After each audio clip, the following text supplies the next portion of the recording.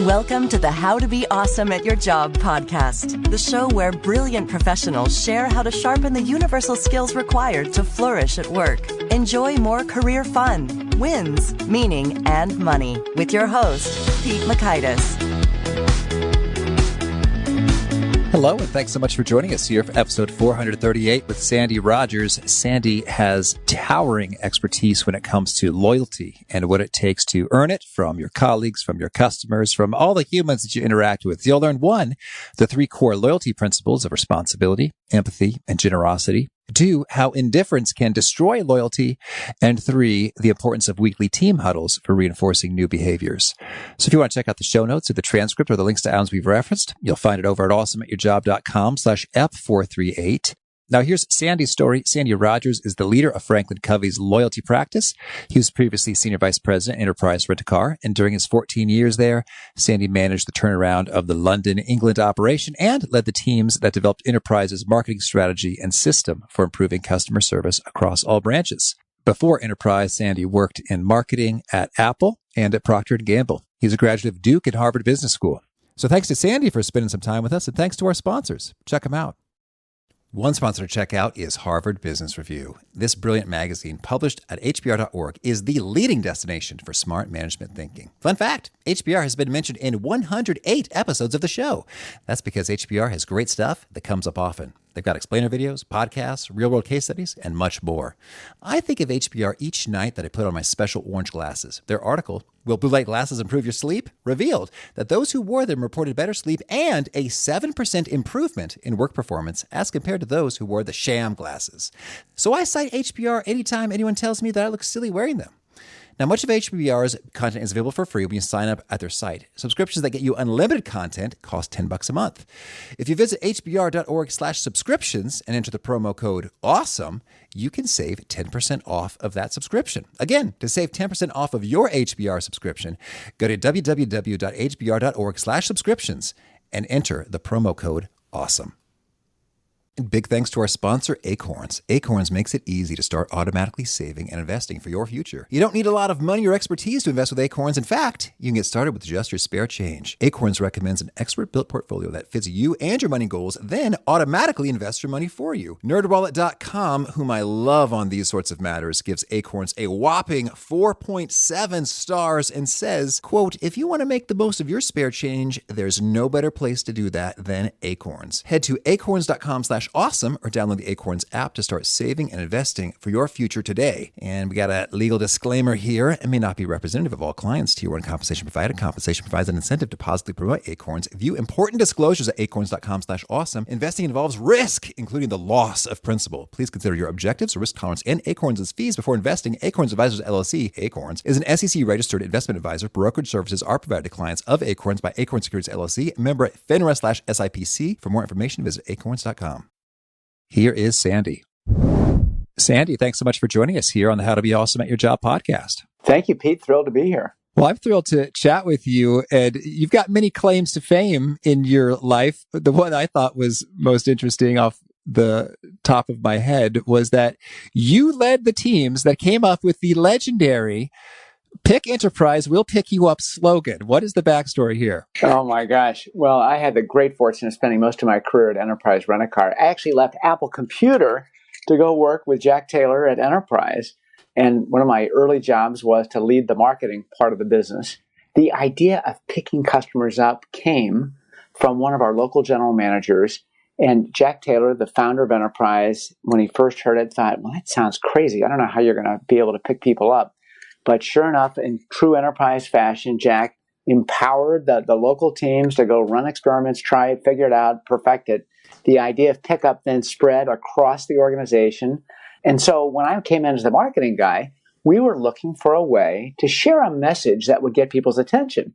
And there was a lot of push to talk about our friendly service and our great employees. But back then, other car rental companies were talking about their great service. Mm-hmm. So they got O.J. Simpson running through airports. And Avis was talking about, we try harder. And so I thought, talking about service, the way to prove you have great service is actually to deliver great service, but not brag about it. And so instead, we did some research and we looked for things that nobody was talking about. So you need something that's unique, but we also wanted something that customers felt was really important. And in all the different things we tested, pickup jumped to the top of the list because nobody was talking about pickup in the car rental industry. And when consumers heard, you'll pick me up, it was a great message. And so we started with that, Pick Enterprise will pick you up. We worked with a terrific ad agency in New York and created that commercial with a brown paper wrapper car. And it became a very memorable way to communicate this wonderful service Enterprise still provides today. That's right. And I'm curious, like, what proportion of customers end up actually requesting to be picked up? Oh my gosh, I've been out of the business for 12 years, so I don't have the latest. I'll grill you with hard data questions at the top of the interview, Sandy. But a lot of them do. I mean, a lot of people, Enterprise started in the home city car rental market. So when people had an accident or they brought their car into the dealership for service, Enterprise was the only player in town who would pick you up and bring you back to the branch and get you into a car. That's handy. I've done it before. Oh, good. Well, I hope you had a good experience, Pete. It was very pleasant. Thank you. Cool. All right. So that's the history of Sandy Rogers, but let's talk about some of the current stuff. You've got a book, Leading Loyalty. I want to hear, as you're putting this together, what was maybe the most surprising and fascinating thing that you discovered as you were executing this? We have worked with a wide range of organizations. I mean, small, big. And what really surprised me is these principles that we have uncovered through all the research we've done about empathy, responsibility, and generosity, that these principles are not only applicable in earning the loyalty of our customers, and everybody wants fierce customer loyalty, but they're also the exact same principles we need to earn the loyalty of our coworkers, our colleagues, our family, our friends, our kids, our spouse.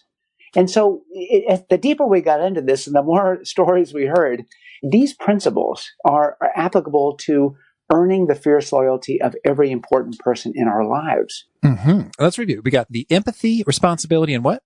And generosity is the third one. Okay. And principles are like gravity. I mean, they're irrefutable. I mean, they act on you whether you agree with them or not. And so if you don't obey these principles of loyalty, you're not going to earn the loyalty of other people. I mean, there's no shortcuts. And sure, people talk about frequent flyer miles and discounts and point programs. But Pete, we're talking about the loyalty that's fueled in the heart. It's when you tell your friends, oh, I got to tell you the story about this thing. It was unbelievable. It's that heartfelt emotional connection that we're trying to fuel with this book. Well, so I dig that. Well, could you share with us maybe a story? You got some heartfelt tales that you've collected and you're doing your research and talking to folks that maybe, so I can get a picture, a view of a loyalty transformation. We had a lack of empathy, responsibility, generosity, and loyalty, and then we saw things turn around. So, Pete, I was with the CEO of a large baby retail chain. And we were talking about empathy, and he stopped me. He said, Sandy, I got to tell you a story. You may have heard it because it's been all over the internet. This man comes into one of our stores. He's carrying a load of unopened baby items, and he explains to our team that he and his wife have just experienced a miscarriage. And our team told him, sir, I'm so sorry about that, but without a receipt, you can't return these items. And the CEO just covered his face. He said, Sandy, I don't know how I could have possibly allowed a policy like needing a receipt get in the way of doing the obvious human thing for this poor man. And you know what's interesting about this story, Pete? 2 years later, this chain went bankrupt. They closed all of their stores. And, they certainly had their financial challenges. I don't know if it was from a lack of showing empathy, but I do know this. To earn the fierce loyalty of our customers, we have got to have empathy for them. Wow. Yeah, that's powerful. And boy, that really is an illustration in terms of at what point are your policies ironclad? I mean, every policy needs to have a breaking point somewhere below this extreme, So let me tell you one where we had a policy at Enterprise that was ironclad, okay?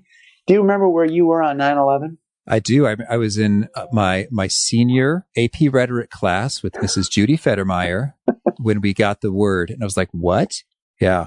It's one of those moments. I was at the headquarters at Enterprise in St. Louis.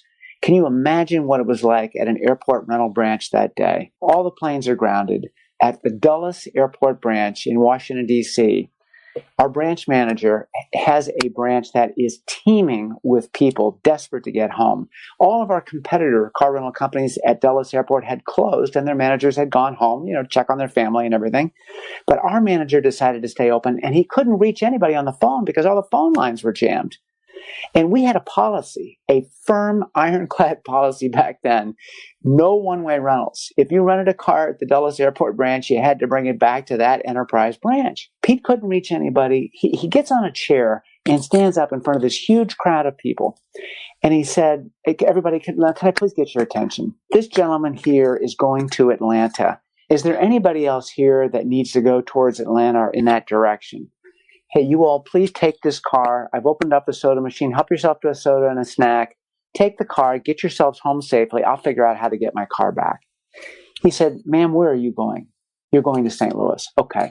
Who else here needs to go west towards St. Louis? Please take this car. Get yourselves home safely. I'll figure out how to get my car back later.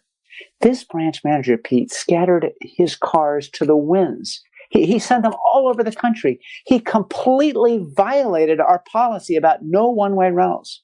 And when we heard this story 3 days later, the founder and the CEO and the whole senior leadership team at Enterprise was never more proud. Because although this team had completely violated all of our policies, they did exactly what our customer mission is all about. They showed incredible empathy for these customers. They took responsibility for the real job, which was to get them home to their families. They were incredibly generous because imagine the cost of getting all these cars back. But we were never more proud. And so when I think about this story, are the people in your organization, whether you're in a small two-person shop or a large company, are you given the ability to be empathetic with your customers, to take responsibility for their real needs, to be generous? Because this is the secret, not just to customer loyalty. This is the way we earn fierce employee loyalty. Oh, that's powerful. Thank you. We started measuring customer service at Enterprise around 1994, about the same time that we were doing the research on what to advertise with Pickup.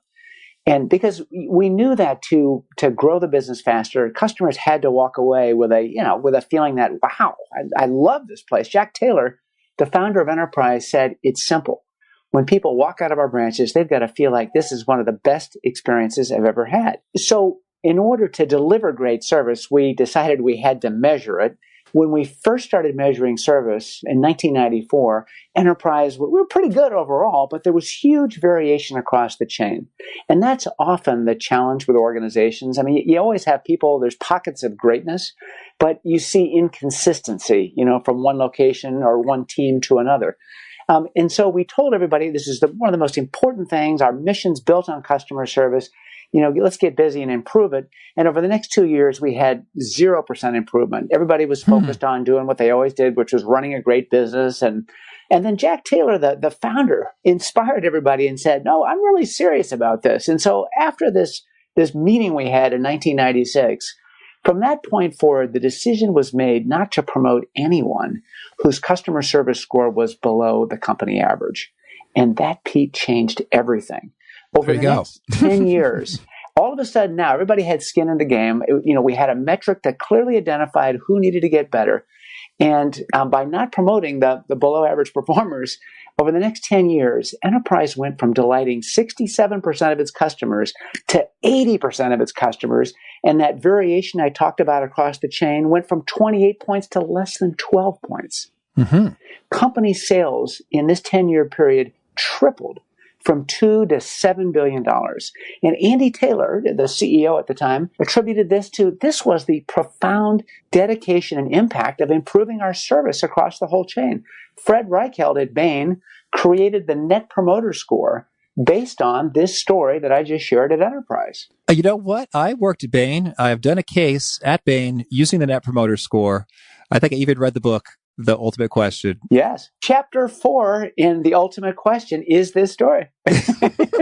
Okay. So, fun fact, cool beans. So there we have it. We made a commitment. This was how it's going to be. You can't get promoted if you're below average. And we saw tremendous results in terms of people more satisfied, revenues growing. So that's really cool in terms of we got a transformation.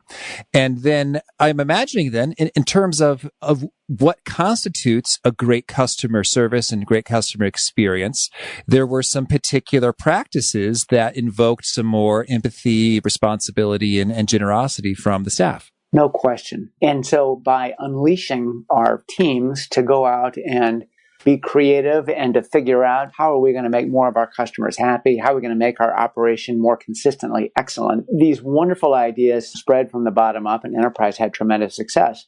But Pete, we've worked with a wide range of organizations over the last 15 years, and these principles hold true in every case. The customer has to feel like you have empathy for me, that you've taken the time to understand my hidden story, that you've taken responsibility for the real job I'm trying to get done, not just selling me your stuff, but you've taken the time to really understand what I'm actually trying to do or accomplish. And 3, they treat us with generosity in terms of the time it takes for us to do business with a firm. They respect us. And so those are the principles that we bring to life because we think they're essential in every business, whether it's a small bakery or it's a large conglomerate. Well, so I'd love to now talk about some of the specific practices then for human beings. We're working with each other. We're trying to facilitate some more loyalty, whether that's with an external customer, an internal customer, a colleague, a friend, collaborator. What are some of the key ways that you go about doing empathy, doing responsibility, doing generosity? The first step is we've got to adopt a loyalty leader mindset. I mean, our mindset affects our behavior. And so we choose to be a leader. It's not what's on our name tag. You know you're a leader if you look over your shoulder and you see people following you. So this idea that, well, no, this is something my boss has to do or the CEO has to sign off on. No. Everybody in the organization, from the bottom to the top, has to choose to be a loyalty leader and take personal responsibility for living these principles more often. All right. Let's drill down into empathy. So the first one is empathy. And empathy is our ability to identify with and understand other people's situation or feelings. And we know what it means. Everybody has empathy. You don't have to teach it. I mean, if you see somebody poked with a needle, we flinch. It's like, oh. But so why don't we see more of it in the workplace and our everyday interactions? Well, we've got to talk about it, and we got to get into the practices. So the first practice in showing empathy is to make a genuine human connection. Okay. And so often what we get from the companies we do business with, it's not a genuine connection. It's some kind of scripted thing that they've been taught to read to me on the phone after I've waited 15 minutes on hold to simply tell the cable company that my internet's not working and I've got an interview coming up and could you please fix it? I don't want to hear the script. I don't want to hear the fake empathy because I know it's a script they're reading to me. Yes. And so we talk about making a genuine connection, even if you're the third person in line and I'm the host at a restaurant and you just want to put your name down for a table, just with eye contact, I can let you know I see you. I care about you. I mean, I can give you the feeling that I'm going to take care of you. I'm so sorry you're having to wait. And once we make that connection, the next practice is I've got to listen to learn the story. So we all have a hidden story. And sometimes the hidden story is obvious. I mean, if we're driving down the road and we see a lady standing with her small children by a car with the hood open and steam coming out, and we get the story in a glance, right? We know what's going on. But so often, people will come into our workplace, whether they're a customer or a coworker, and they've got a story that's hidden from view. And for us to have empathy for that person, we're going to have to genuinely connect so they know that it's not just a fake, hey, what's up, when I don't really want the answer. But no, what's going on? How are you? And then I got to take the time to actually listen to their hidden story. That's good. And I got to listen not just with my ears, I've got to listen with my eyes and with my heart too. I love the Chinese character for listen. It contains the symbols for all three, ears, eyes, and heart. The deepest need of the human heart's to be understood. I mean, how good does it feel when people really get you? So that's the idea. You can't have empathy if you don't know my story, and you're not going to hear my story unless I believe you're genuine and you actually are listening to me. Well, Sandy, I'd love to get your take from the human experience of, all right, you're busy, you got a lot of things going on, you want to be empathetic, but you could just forget in the hustle and bustle and the taking care of business and your metrics and KPIs and hustling to the next thing because there's a fire to put out. But there's humans in your midst. How do you recommend folks kind of center, ground, reorient their brains and their ways of being to really empathize with folks in that moment. And that's what's so hard about this, because what we're talking about here is common sense. And people say, yeah, I learned this stuff in kindergarten. And you did. And hopefully it's ingrained in your psyche, these principles that start with empathy. But just because it's common sense, unfortunately, it's not common practice. And the reason it's not in so many of our interactions is we're busy. We've got revenue targets, expense reduction goals. I got a list of stuff I got to get done by 5 o'clock today. And so in the whirlwind of our busy daily lives, we lose sight of the power of these simple practices that we're teaching in this book. And so we're teaching people things that they already know, but we're asking them to talk about them for 15 minutes a week in a little huddle. The team comes together, and in those huddles, the most important thing you do is you celebrate the people on the team that are doing what you talked about last week. So last week we talked about listening to learn the hidden story.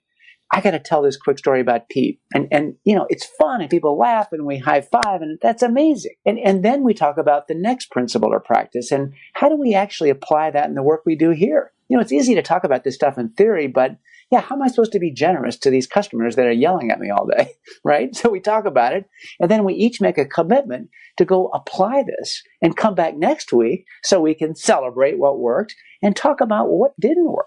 And we don't have to have all the answers. We're just going to create space in the whirlwind of our busy lives to talk about the things that actually make a difference to how we're feeling when we leave work every day. That's great. And I'm sure like everyone's context is a little bit different. And by making that time, you'll come up with the particulars that seem to be really effective in those realms. I'd love to hear when it comes to asking the questions, have you found that there are some particularly useful, valuable questions in building up the empathy? Well, sure. What brings you in today? What's going on? Open-ended questions, not yes-no questions. I mean, the classic yes-no question is that, the wait person who comes over, everything okay? It's just like, or how about you're checking out at the grocery store, find everything. And the checker has their eyes on the work and doesn't really listen to your answer about whether you found everything at the grocery store that day. No, you've got to ask questions and then leave space. And oftentimes, ask again. For example, one of the best ways that companies can improve their service, don't wait for the survey to come. Ask people walking out the door, what, if anything, could we have done to better serve you today? I'm Sandy. I'm the manager. I'd love to know. No, really, I'm serious. Anything. Was there anything we could have done better? And when people understand that he's serious, he's sincere, he actually wants to hear, then you get into a conversation and you can learn their story. You can also learn about how to fix your business right now if there's any issues, rather than hearing about it or reading about it in a bad Yelp post in a couple hours from now. That's good. Okay, so we talked about empathy. How about responsibility? So once you've taken the time to understand my hidden story, you know how I'm feeling. Now we've got to take responsibility for helping people succeed, to reach their goals. And with responsibility, there are two practices. As I mentioned earlier, first, we've got to discover the real job to be done. What does that mean? Clayton Christensen at Harvard Business School writes that people hire products and services to do a specific job for them.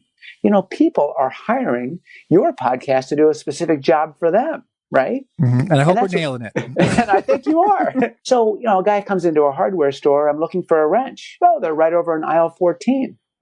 That's not taking responsibility. No, instead, come with me. Mm-hmm. The wrenches are this way. Well, what are you working on? Well, I got this old fence in my backyard, and there's these rusty nuts and bolts I got to pull out so I can get rid of the fence. Well, do they look like any of these? Yeah, they look like those hexagonal ones right over there. Oh, sir. To grip the rusty edges of those nuts so you can pull the bolts out and get rid of your fence, you're going to need a set of box wrenches. This should do the trick.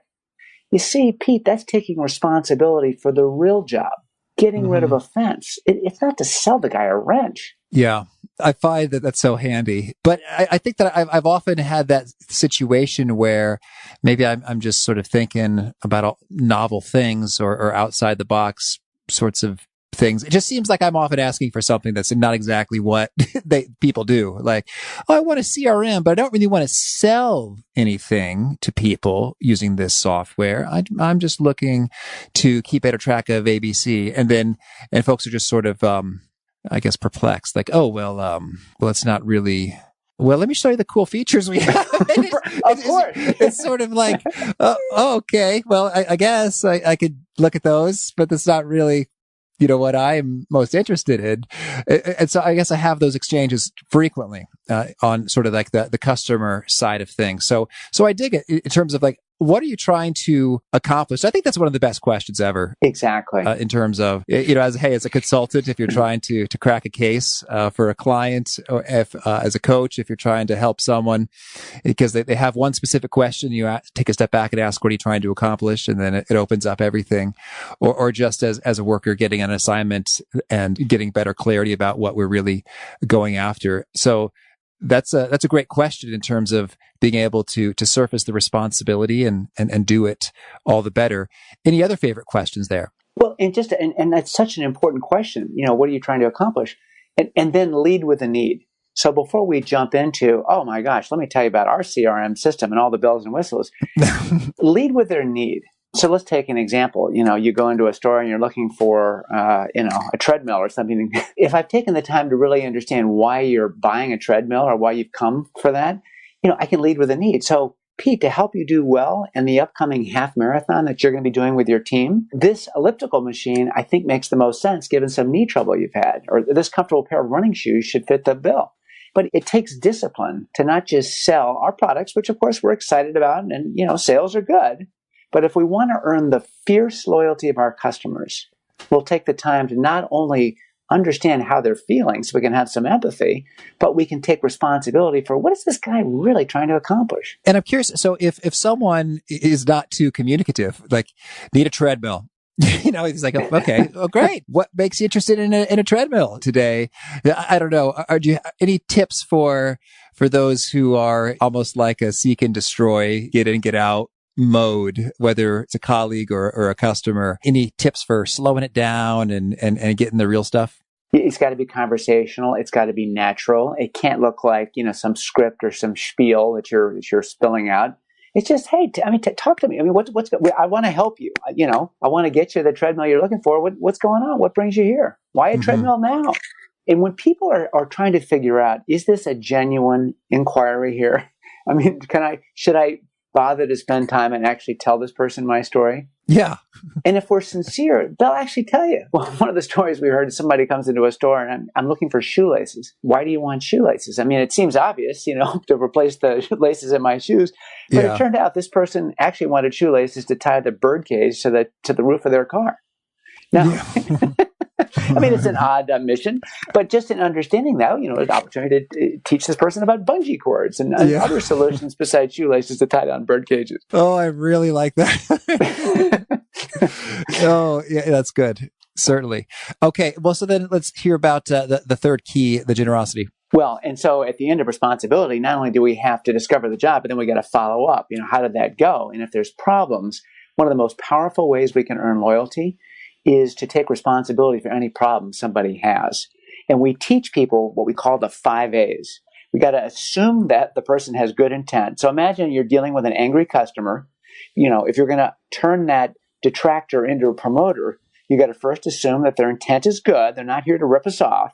We got to align with their emotions, get on the same side of the table. We need to apologize with no defensiveness whatsoever.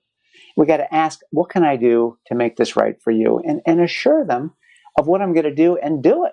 And we practice these 5 A's, we talk about it, but getting good at follow-up is core to responsibility and earning the loyalty everybody wants. Okay. Mm-hmm. So now we got empathy and responsibility. Sorry, Pete, go ahead. Oh, sure thing. And so that's sort of if they're coming in to you in terms of they're saying, hey, this thing went wrong. Well, and we don't want to wait and find out. Yeah. When I was running the London, England operation for Enterprise Rent-A-Car, I would get some pushback from our branch managers that had low customer service scores and weren't getting promoted. And they said, well, how am I supposed to know how to get better? I'm only getting 25 surveys a month. And I said, well, hold on. How many renters do you see every month in your branch? Oh, 700 to 1,000. Well, what would prevent you from asking as many as you want? What could we be doing to better serve you? How did your rental go? I'd love to know. You could get 1,000 surveys a month if you want them. And rather than waiting for the results, you could fix whatever issue you've got today before it affects other customers. And it's not just the negative. Now, here's the positive. You will find out in most cases that the rental was great. And, Susie did an amazing job. Imagine how it's going to feel to Susie to be able to go back into the branch and say, I just want to let you know, you blew those guys' socks off. They just loved what you did for them. Susie, great job. Yeah. And that's also your opportunity to be like, thanks so much. If you could share that on the official survey, that'd be great. Now, I'll tell you one thing. At Enterprise, if you do that, you will get fired. Okay. And that, I know that doesn't always happen at the car dealers where, they badger us to give the high scores. But early on, Andy Taylor and his leadership team made the decision that if you talk about the survey or talk about Top Box and all that stuff, we're going to treat it like taking cash out of the cash box, because it completely undermines the customer's confidence that we actually care about customer service. Oh, absolutely. If you say, like, I'm thinking about the Uber driver, give me a 5-star rating. It's like, you don't get to, no, I gave you the star rating that you deserve. Right. But I'm just intrigued here. But it's also inappropriate to, if someone says, hey, this was awesome, and they say, hey, thank you. If you'd like to share on the survey, we'd appreciate it. That's also forbidden. Yes. You know what? Just say thank you. That's great. Tell your friends. Leave it at that. But don't mention the survey, right? Okay. Well, I think that's a useful distinction because many are tempted or inclined to do exactly that. Well, then it just tells the customer that, well, this guy really just cares about his survey results. Mm-hmm. Say, hey, if you had a great experience, Pete, please tell your friends. I mean, we'd love to serve them too. Okay, cool. Gotcha. All right. So then you were going to say some more about generosity? Yeah. So we've got empathy, responsibility, and the third core principle for earning loyalty is generosity. Now, look, generosity is giving from our heart more than is necessary or people expect. It's kindness. And to be generous with other people, there are two practices. We need to share our insights openly, generously share our thoughts, feelings, knowledge, concerns, and we need to surprise people in unexpected ways. And so we've got, we have a chapter on each of these things, on generosity, then sharing insights, and then surprising with unexpected extras. Because those two things have to occur in order for me to feel like you're being generous with me and my time. And so now, can you give some examples of insights? Sure. Well, we share insights with our customers all the time. Imagine you go into a store and you're looking for a speaker for your TV so you can have better surround sound, and you're awed by the beautiful display, and you find one and you take it to the register. And the woman working at the register says, well, does your TV support Bluetooth? And you say, well, actually, I don't know. Well, what kind of TV do you have? Sir, for your TV, that speaker's not going to work. You're going to need a little wireless transmitter. It doesn't cost hardly anything. Let me get it for you. Mm-hmm. See, that's incredibly generous, sharing insights. It's reducing the effort that you're going to go through to get surround sound to work with your TV. Now, that cashier could have done that or not. It was incredibly generous that she chose to spend an extra 10 seconds and help you out. That's good. But we share insights with each other, too. You and I may be coworkers in a business, and you notice I have some opportunities to be more effective in how I'm working with our customers. But today, we have a lot of confidence about sharing our feedback with our thumbs online. But we want to make sure that our millennials and Generation Z has the same confidence providing feedback face-to-face. And so we talk a lot about that in the book, too, and how to have a coaching conversation. How to recognize what people are doing well, how to declare our intent, how to have people walk away and say, wow, that was incredibly generous that Pete shared that with me. Mm-hmm. Right? But we got to practice it, because there's a way to do it that is natural and, shows that the feedback is loving feedback and not criticism. Sure thing. And how about these sort of extra little tidbits? What are some of your favorite examples there? Well, surprising with unexpected extras. And Enterprise is the master at this. All these branches had to get better, right? And so they ran a jillion experiments. A cold bottle of water on a hot day, going to the body shops and dealerships and bringing them ice cream, or donuts, or just little ways, little experiments. And so one of the things you want to do in Huddle 10, week 10, you got your team together. What is something that we could do for our customers that we've never done before, that would delight them? Something that we could do ourselves. We don't need to get permission from, head office. And then vote on the best ideas and then go do it. Run a little experiment and see what happens. And it's incredibly engaging for your team, and it's wonderful with customers. A hotel guest The housekeeper notices that they're out of toothpaste and leaves a little tube of toothpaste with a note. It looked like you were running out, so I left you this. I mean, imagine what the guest feels like. That little extra didn't cost anything for the hotel. And it not only made the guests feel great, the housekeeper felt great too. Right. That's cool. Could you share perhaps a couple examples of these principles coming to life in terms of, colleague to colleague? Oh my gosh. Well, to earn the loyalty of our coworkers, the same principles apply. And when organizations they want to engage their employees, one of the challenges that people like Gallup report is that the lower you go in the organization, the lower the employee engagement, the higher the turnover. And we know that the difference between a good and a great experience often comes down to how the people on the front line are treating us, whether it's, in face-to-face or on the phone or online. And so recognizing that the front line is the lowest paid and oftentimes the least trained and has lots of challenges with retention, it is vitally important that the leaders are living these principles. My friend Shep Hyken often says the customer experience rarely exceeds the employee experience.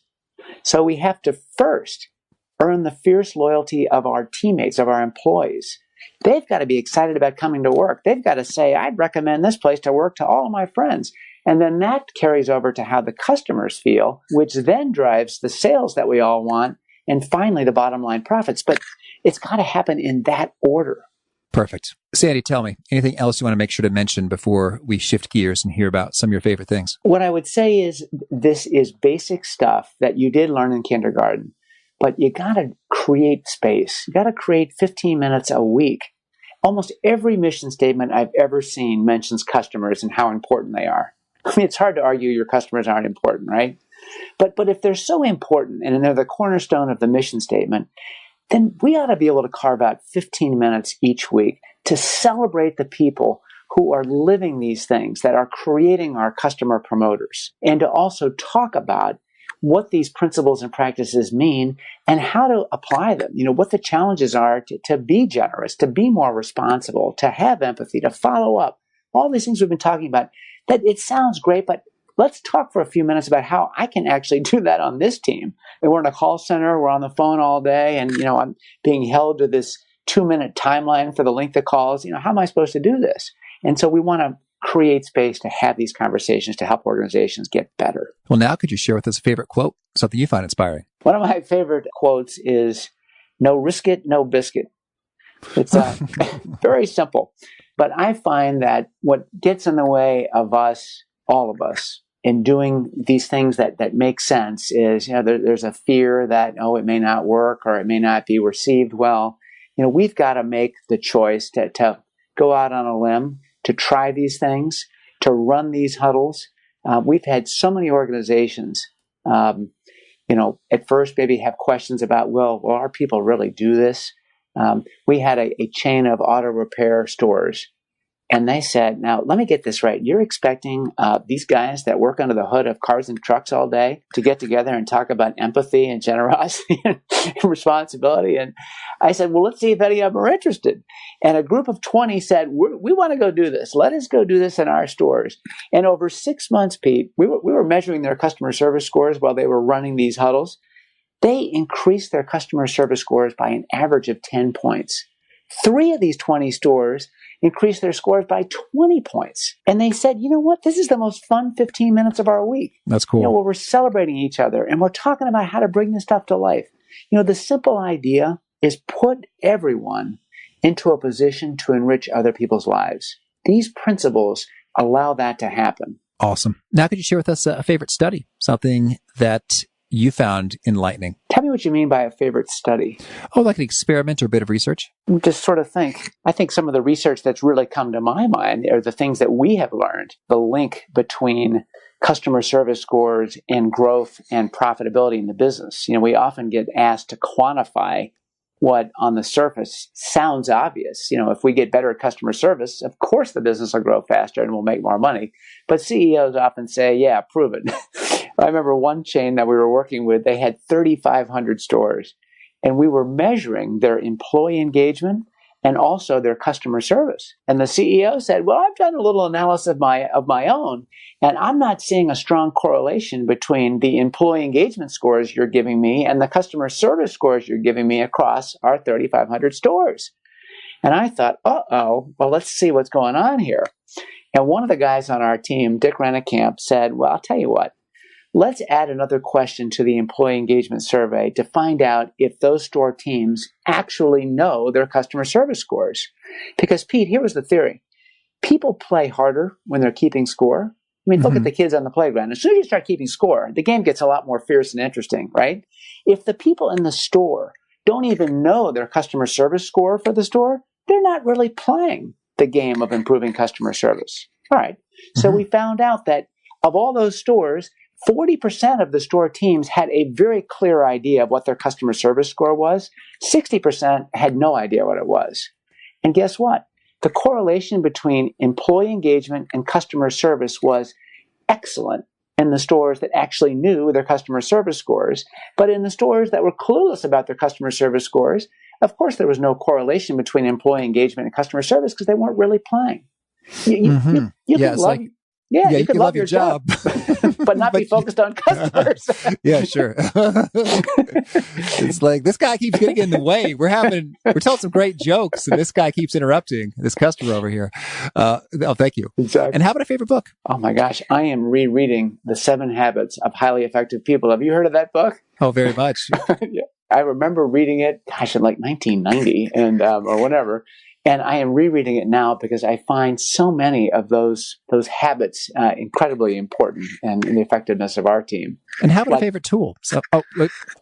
Rewind. Like, be proactive. I mean, I just think I know Stephen Covey starts with this idea of, being proactive and, carrying your own weather and not looking to blame other people for what's going on in your domain. But, it takes good reminding every day to go back to the Viktor Frankl insight from the Holocaust that the ultimate human freedom is that gap between stimulus and response, and you get to decide how you feel about how other people are treating you, and that's a very powerful insight that's worth revisiting. Mm-hmm. But you were asking about a favorite tool. Oh yes, something you use to be awesome at your job. Gosh, what tool could I not live without? Google Maps. That's how I find my way everywhere. Absolutely. And how about a favorite habit? A favorite of the habits, of Stephen's habits?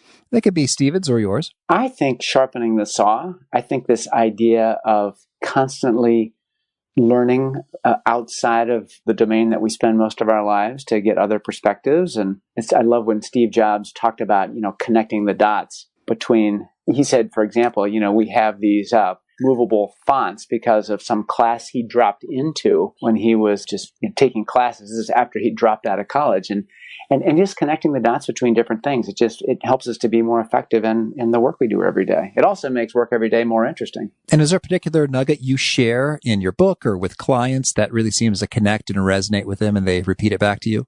I think the gist that people come back to us with is this idea about putting people into position to enrich other lives. And it's really around trusting them.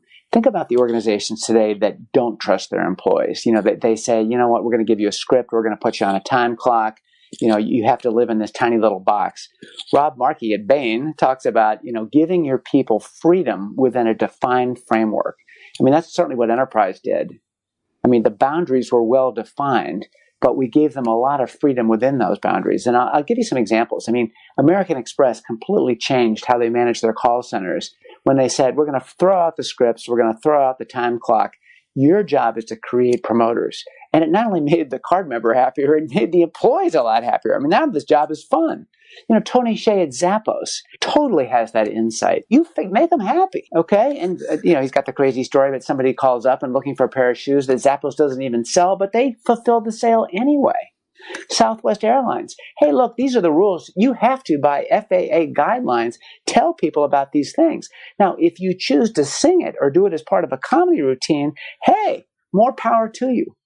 So I think one of the real keys to earning that fierce employee loyalty and customer loyalty that everybody wants is we got to trust our people.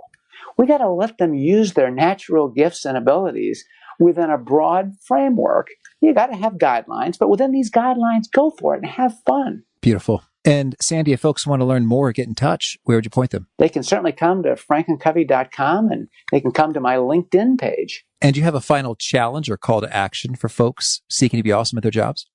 My final challenge is take a look at these principles. Try it. Say, I'm going to invest 10 or 15 minutes a week. I'm going to run this play. I'm going to run this for 11 weeks and see whether I feel differently about the work I do and whether coming to work every day is more fun, whether it has more meaning. Beautiful. Well, Sandy, this has been a treat. Thanks so much for taking this time and sharing the good word. I wish you much luck and loyalty and fun in all your adventures. Pete, thank you so much. Boy, the thing that really stuck with me in this conversation was how a practice that I follow is something that a great business leader equates to stealing. And it really got me thinking. And so that was the part of the conversation where I said, oh, well, hey, after you ask them for their feedback and they tell you it's really awesome, you say, hey, could you fill out the survey? It's like, oh, no, that'll get you fired. And that's like taking cash out of the cash box. And I see Sandy's point there with regard to, okay, you don't actually care about me at all. You just care about you and your survey and your promotion and how you look at your own internal metrics. And thanks a lot for sort of ruining that moment where it felt like you really cared about me and my input and opinions and experience when it's really all about you and selfish. So I totally get that, how as I play that conversation out in my mind, yeah, I might feel that way as a customer. And at the same time, I'm thinking I've had a number of email exchanges with some of you listeners in which you say awesome things about the show. It's like, oh, cool. Thank you so much. I really appreciate that. And I do. I'm genuinely appreciative and I like that feedback. And then sometimes I'll also ask, would you feel comfortable sharing your perceptions more broadly on an iTunes review or sort of out there into the world? And so I hope I didn't make anybody feel like, oh, you don't actually really care about my input at all. You just want your great iTunes reviews, because that's not the case. I mean, you don't have to put one up at all if you'd rather not. And I didn't mean to put you in that position. And I'm wondering if there are some meaningful distinctions, because I get no compensation, associated with the iTunes review. Maybe very indirectly, if someone reads it and decides to subscribe, that would increase listenership over time and sponsorship dollars as a result over the long haul. Anyway, Sandy got me thinking. And so I think that's pretty good when you find yourself provoked and thinking about how you might need to change some of your behaviors and maybe I need to change some of mine. So if you've got feedback on that point, I'd love to hear it. Pete@awesomeatyourjob.com as I continue to wrestle with that a little bit internally. So great stuff from Sandy. Sticks with me, gets me thinking. Hope it's doing the same for you. Again, the show notes, the transcript, the links to items we've referenced are over at awesomeatyourjob.com/EP438. And I hope you'll push subscribe if you haven't already. Our next guest, it's David Green. He is talking about how to identify opportunities, and he is a master at it. So I hope to catch you there. Peace. Thanks for listening. To get the most out of the show, we recommend 2 key things. First, check out the extra resources at awesomeatyourjob.com. You can find this episode's transcript and links, as well as the perfect episode for your situation. You can search the full text transcripts of hundreds of episodes or explore episodes tagged by topic and competency covered. Second, subscribe to the podcast and get future episodes automatically. You can subscribe by telling Siri and several other smartphones and speakers, subscribe to the How to Be Awesome at Your Job podcast, or by tapping subscribe in your podcast player of choice. If you'd like some extra help figuring out podcasts and how subscriptions work, visit awesomeatyourjob.com/subscribe for guidance. Hope to catch you on the next episode of How to Be Awesome at Your Job.